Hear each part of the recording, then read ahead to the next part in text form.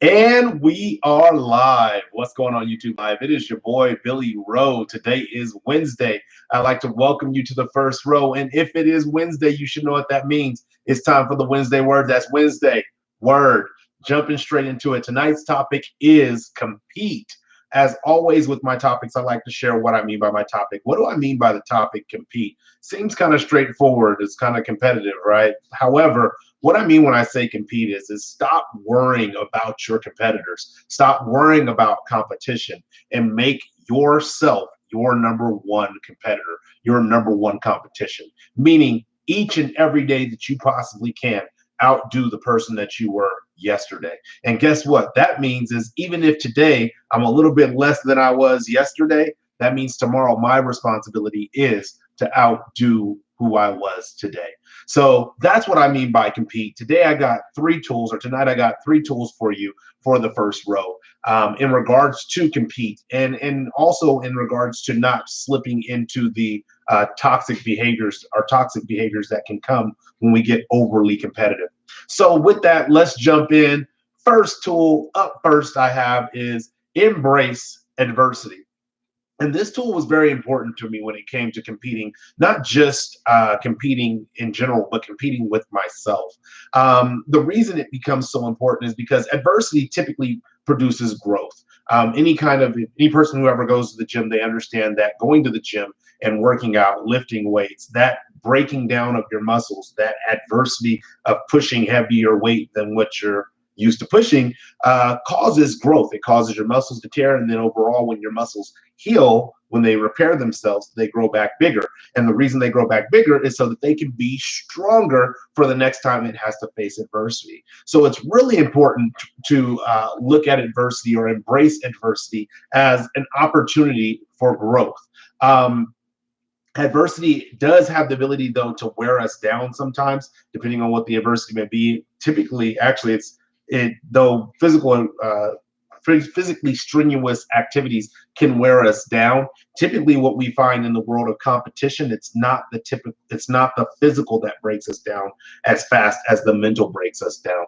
You'll see this with athletes. You'll actually see this outside of physical activities. You'll see this with people who are competing in the workplace to get promotions and gain opportunities. You'll see these things where mentally or physically they have the ability, whether it's sitting at a keyboard and typing or doing a moderate to minimal physical task, they have the physical ability to do it, but the mental stamina or the mental ability to remain focused, to not get distracted, to be able to organize or to be able to execute sometimes happens when we face adversity. So there's certain aspects of adversity. When I say embrace adversity, that means embrace it in its entirety. There's going to be frustration that comes with adversity that doesn't necessarily help you grow, or it may not help you grow for the time that you're dealing with right now.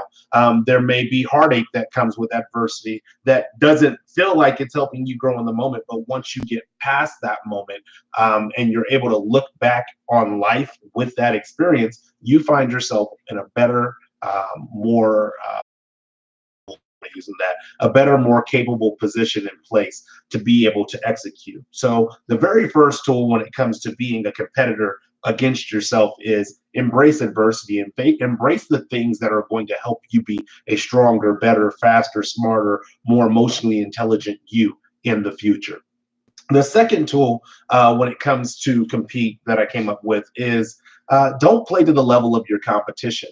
And this is a very interesting thing when you look externally. I guess the external example, I've seen this happen. It's actually happened a lot to me in sports. I'm like not the best basketball player. I'm okay with that. However, what I find is based on who I'm playing against. If I'm playing against somebody who I perceive is also not a good basketball player and I happen to be better than them, I have come there earlier in life. There were times where I would play to their level, like they're not going to make their shot, so I'm not going to go out there and defend them, or they can't really stop me, so I'm going to shoot a bunch of jump shots, even though that's not my specialty. And so I was playing to the level of my competitor. What I mean by this internally, though, is don't play to the level of where you're comfortable giving up at. Really, that's what it comes down to, where you get so complacent or stagnant in your current success or where you're at today that you just are like, I can do 16 different items today and that is a successful day, and that's all you do, even though you have more in the tank. The reason why I say don't play to the level of your competitor or your competition is because you are the competition. If you did 16 yesterday and all you can do today is 16, then you're giving it 110%. Really, I'm just going to say 100%. Can't give it 110%. So you're giving it 100% to be the best possible you. However, if you do 16 yesterday and today you do 16, but you were capable of doing 18 no matter what the task is. I don't care if it's a physical activity. I don't care if it's a written activity, a mental stimulation activity, whatever the activity is. If there is something more that you have in the tank, don't play to the level of who you were yesterday. Play to the level of who you are today, who you are now. Now, that doesn't mean that there won't be times that you may find yourself starting over, going back to the tool, first tool being embrace adversity. There might be some days where, yesterday I was at 16, and today, because of whatever circumstances, I'm only at 13, or I'm only at 10, or I'm at 0. And that's a part of embracing that adversity, but you play to the level that you can compete at. It's no different than when I'm in the gym and I go and I work out and I get a good rhythm, feel a lot stronger, feel a lot more capable. And then if I take a break from the gym, I may leave off lifting like 245-pound plates. However, when I go back to the gym after taking a break, it's like, ooh, I can only lift a 45-pound plate. Or if I do lift the 225 or 245-pound plates, I can't lift it 15 times. I can only lift it like 5 to 8 times. And so that tool is really important when it comes to competing internally, because it's really about setting a precedence or setting an expectation of yourself that you're going to try to supersede your most recent efforts. And if you can't, that's okay as long as you give 100%. So that's tool number 2. Don't play to the level of your competition, and you are your competition. And then tool number 3 is simply not everything is a competition. And so it sounds kind of crazy to go from tool number 2, where it says don't play to the level of your competition, but it's really critical. At least for me, it's really critical, and I believe for many of us, it's really critical that we are able to identify when it is healthy for us to compete and when it is unhealthy for us to compete. And this is about that toxic behaviors of being a competitor or being competitive, where identifying those appropriate times for competition and those inappropriate times for competition will help keep you from being drained from the toxic behaviors of competition. So good leaders they understand 3 different aspects of leadership. One, they know when is the appropriate time to compete, like when you need to get your team riled up, when you need to fight, when you need to go in, give it your all. But they also know when to observe, and then they know when to learn. Sometimes, even on the basketball court, I will watch somebody who is way better than me play. I'm like, oh, that's how you do that spin move. So instead of being I'm going to go out there and do the spin move on him, I'm in an observation and a learning position where I'm able to start learning the things that I may want to apply to my basketball game. Same thing when it comes to employment. Though I may feel like I have an answer, though I may feel I have a solution, though I may not agree with somebody's input for a certain situation, it's understanding when I need to compete with me, not them, when I need to compete with me to either embolden myself, say I need to speak up and say something, or realizing within myself that Billy, right now is not the appropriate time to be competing with yourself to try to say something because it's not the right platform or it's not the right stage to do so. And so the other area where knowing that everything is not a competition, what that does is it keeps you from falling into this show off mode. And I watched this. I just came back from being out of town, and I watched this in abundance with my people watching, where you're so caught up in trying to show off and show what you have and be extra essential. I don't know the word.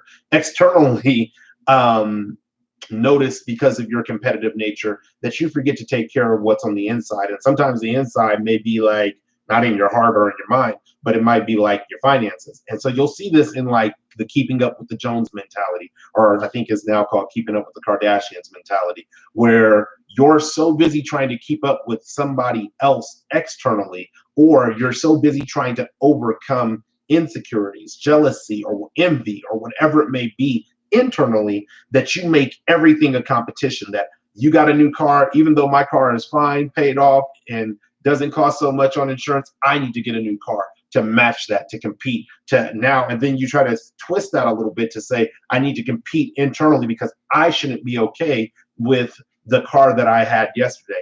Don't start twisting my Wednesday word tools. What I mean is simply, not everything has to be a competition. Realize that some things are okay to walk away from internally. They're okay to walk away from and say, you know what? I don't need to compete with the jerk that I was yesterday.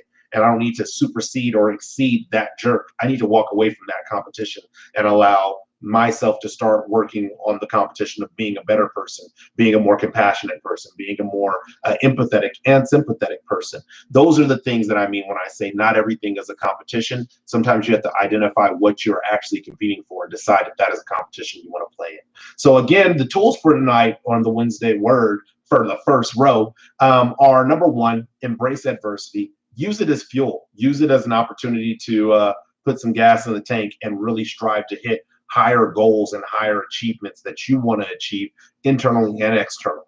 Number two is don't play the level, don't play to the level of your competition. And remember, you are your competition. So if you're trying to outdo yourself, outdo yourself. Work to supersede yourself every time. And again, if you slide back, that's just a part of the growing process. You have to identify why you slid back and then begin working to supersede from where you actually slid back to. Don't try to go back to the gym lifting 3 45-pound plates because you want to supersede, even though you can only lift one. Don't do that, you hurt yourself.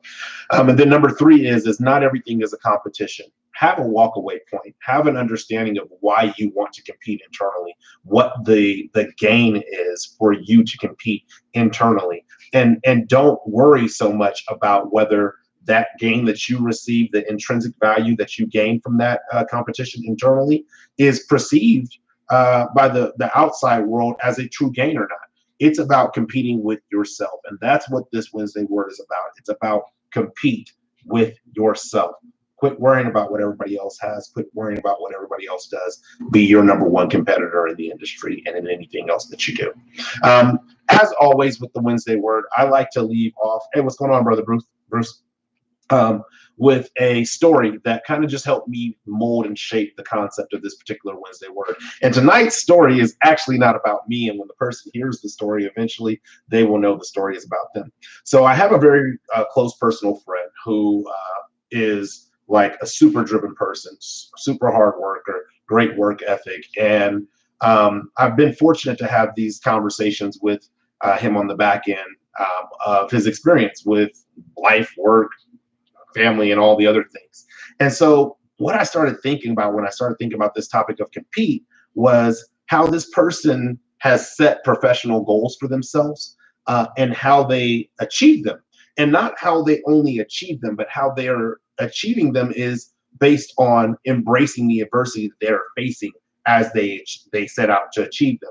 And the other aspect is that they are also their number one competitor. Like they do something on day one, they outdo themselves on day two. If they miss it on day three, they're still trying to get back at it on day four. There's not a lot of crying. There's not a lot of whining. There's not a lot of downtime. If there is some reflection, but I don't look at it as downtime. I look at it as really trying to identify where the solution is to improve and to be better. And so this person, their job, they put an incentive out. And the incentive was, if you do X activity, you get X pay. Well, this person superseded the external expectation. Why? Because he was competing internally. It wasn't a matter of, oh, well, these are the standards that I have to meet the bare minimum to compete. It was, okay, this is the rules of the game. Great. Now, what do I expect of myself as a competitor to go out there and get it? And so in the midst of him super exceeding his own expectations and competing with himself internally, the rules of the game they attempted to change the rules of the game to benefit them, probably more so than benefit him. And the aspect that really interested me about when he was telling me about this was there wasn't a whole lot of crying. It wasn't like, man, they just, you know, they're trying to take this, they're trying to take that. He was very adamant, like, no, you can change the rules after you pay for this aspect, but changing the rules during is not really an option. But regardless of whatever they changed the rules to, he had decided, I'm still going to be competing with myself at the end of this and setting the bar. I don't intend to jump over somebody else's bar. I intend to set the bar that I expect of myself. And if other people can jump over that bar easily, kudos to them. But if they can't make that bar, kudos to them. Either way, this is my bar. I'm going to own it. And that's that second aspect, is not playing to the level of his competition, not saying the external competition, that is, not saying, well, even though I could have produced here, the best top producer is only going to produce here, so I'm going to produce just above that. No, he set his bar, and he was consistently jumping over his bar through hard work and effort. It wasn't like it was just like walking over the bar.